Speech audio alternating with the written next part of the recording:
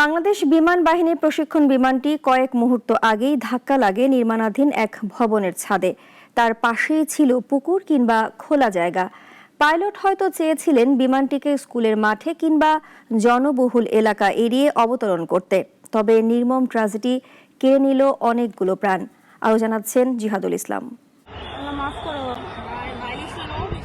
দুপুর 1:06 আকাশে উড্ডয়ন করে F-7 BJI বিমান বাহিনীর এই প্রশিক্ষণ বিমানটি খানিকক্ষণ পরেই বিকট শব্দে বিধ্বস্ত হয় দোতলা ভবনের উপর।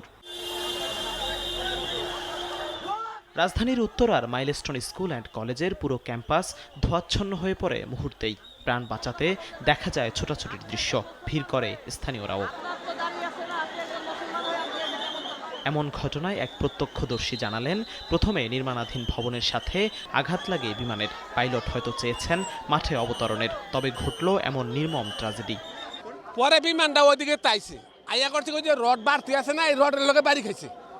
বাড়ি খাওয়ার সাথে সাথে বেটার মধ্যে দুয়া উঠতে আসে না, দুয়া উঠতে এই যে ওয়ার্কার আছে না, এটা 200 গজ যাইছে আইয়া ওইখানে ফল্টি খাইছে বিমানটা পড়ছে একদম হোস্টেলের ছাদে, মানে যে জায়গায় পড়ছে ওই জায়গায় আর কি স্টুডেন্টদের একদম পুরো থাকা যে আবাসকটা জায়গাটা ওই জায়গাতেই পড়ছে।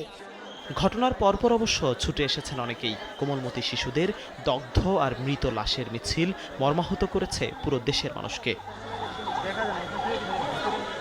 মাইলস্টোন ট্র্যাজেডিতে নিহত ও আহতদের তালিকায় সবচেয়ে দীর্ঘ শিক্ষার্থীদের নাম। এখনও বাবা মা কিংবা স্বজনরা অনেকেই আহত কিংবা নিখোঁজ সন্তানের খোঁজে ঘুরছে এক হাসপাতাল থেকে অন্য হাসপাতালে। জিহাদুল ইসলাম, নাগরিক, ঢাকা।